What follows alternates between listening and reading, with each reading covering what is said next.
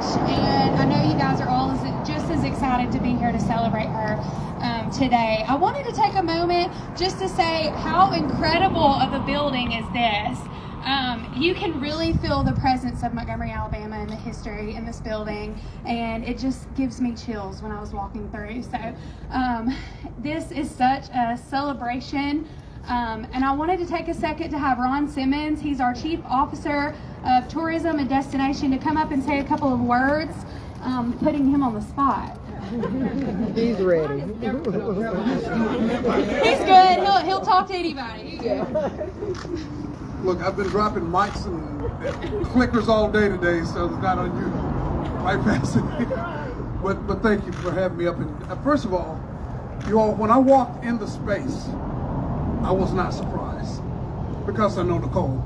I've had an opportunity to work with Nicole for a couple of years now, and working with her, I've seen the work that she's done at the lab as the executive director of the lab, and the work that she's done working with our small businesses and really giving people a real hope, and not just a hope, but really putting people together to make a difference and really make an impact in the city. And she did that really on a shoestring, and she did it with the relationships that she has. And you can look around and just see here, this is relationship. And it's a very, very, very small part of the relationship she has in the city, and it's really making an impact in our small businesses and in our community. So this is just an extension of what she's doing, and I got a feeling she ain't through yet. I know ain't doesn't sound right, but it does to me. I like it sound better. But I really am so proud of you. Thank you for what you're doing. Thank you for what you're doing in the community. Thank you for what you're doing at the lab, and that network and what you're doing with the Chamber of Commerce is very important to us. So thank you all so much, and thanks for the opportunity to just be a friend and be connected. Congratulations. I know it's cold, so I will not be very long, but I do think that it's important that I read a few things. And so that I would not ramble, I wanted to be very, very conscious about my thoughts. So thank you for being here today and taking this time with me and sharing in this moment. So please bear with me for just a second as I hit a few major points that I feel that really need to be shared today. So someone asked me recently, why did I choose to purchase the Baldwin house? And I answered the advertiser in an article saying that I did not choose this house chose me. So in passing this house several times, I saw the for sale sign and my spirit was pulled here. And in doing so, I found the history of this home. So while I do think I am great at a lot of things, I am not a reconstructor of properties, but this property has taught me so much. This property was built by Jim Hale. I want you to remember that name, Jim Hale. He was enslaved by Dr. James Baldwin, and it's a very unique story. Dr. Baldwin was a wealthy doctor in the city, and he was the president of a bank. He did not necessarily believe in slavery, but it was kind of gifted to him from his forefathers. Well, upon the Civil War and its demise, he freed Jim Hale. And when he freed him, he said, I'm going to send you to school to become a carpenter, if that's what you want to do. And Jim Hale said yes.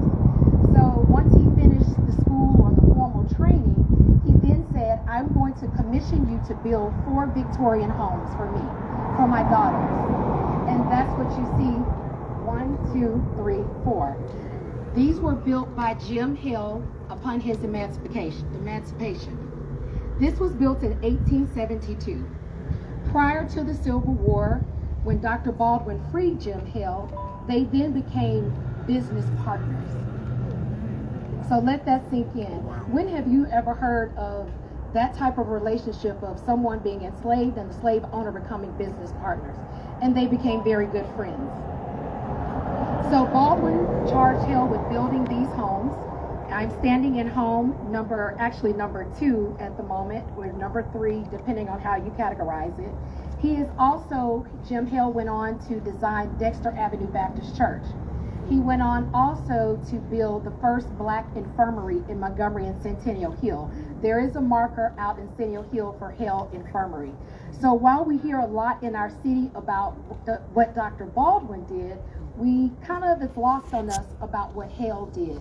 So I knew in the purchase of this property that it was my mission to uplift Hale's legacy in the city of Montgomery.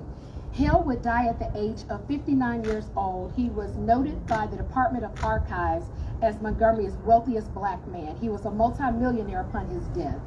And he and Dr. Baldwin went on to bring Alabama State to Montgomery from Marion, Alabama. They provided the funding. Well, that was beautiful for me because my parents are graduates of Alabama State University. My grandparents attended Alabama State, and I would have been a third generation Alabama State student, but I chose Tuskegee University. Well, it is not lost on me that there is an intersection between Tuskegee University and Alabama State University and Jim Hale. Because when Hale built the infirmary, he called Booker T. Washington to ask for a physician to come run the infirmary. Wow. So I sit at the intersection of Tuskegee, Alabama State, Hale Infirmary, and now this building that holds my office. So this is an office suite for not just my company, but for small businesses.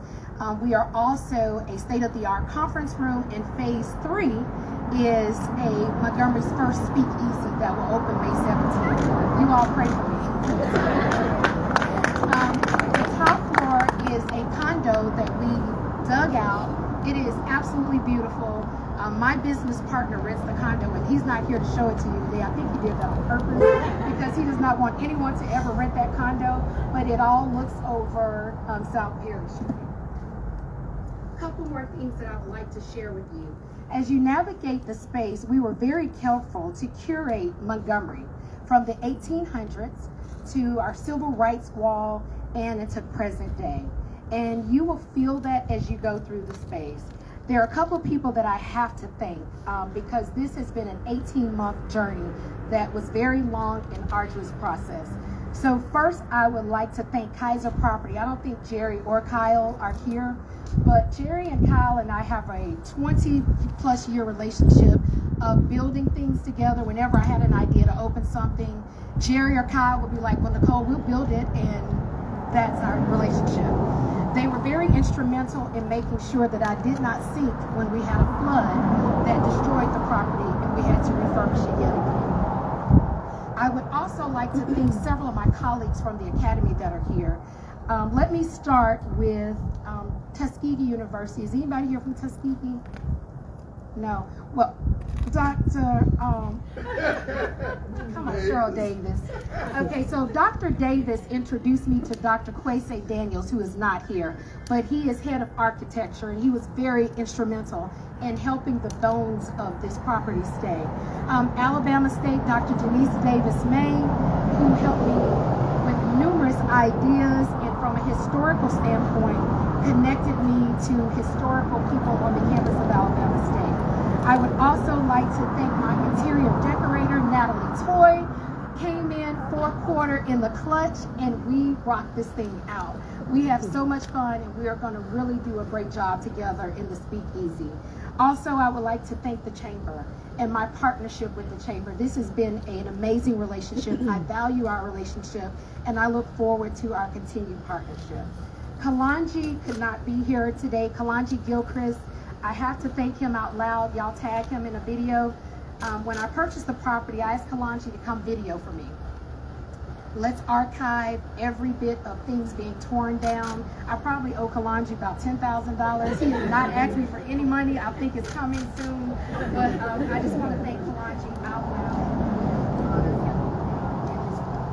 loud. Lastly, I want to thank my family, my parents, my siblings, my business partners, my children, my cousin, everybody, because this takes a community. You don't do this without people praying for you, without people standing with you. So I know that was a lot in a short time, but thank you so much for being here.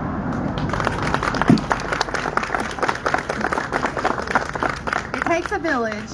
I know for one, after hearing all of that, I don't know about you guys, but when I drive down South Perry Street and I look to my left, I will never forget Dr. Nicole Thompson and Jim Hale.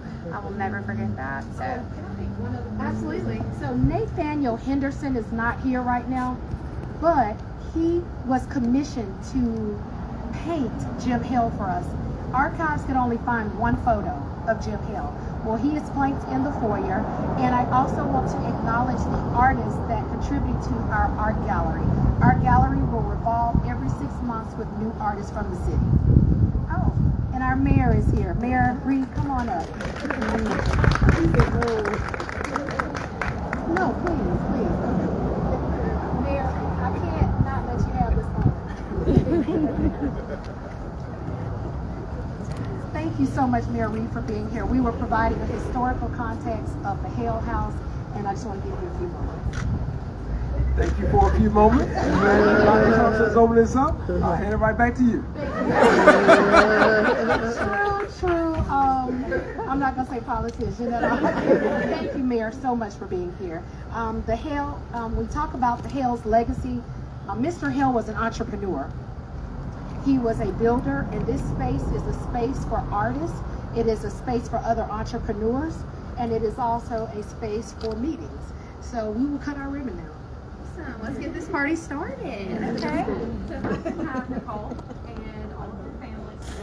You want to do it? Yeah, let's do it. Come Time Magazine, we be everywhere.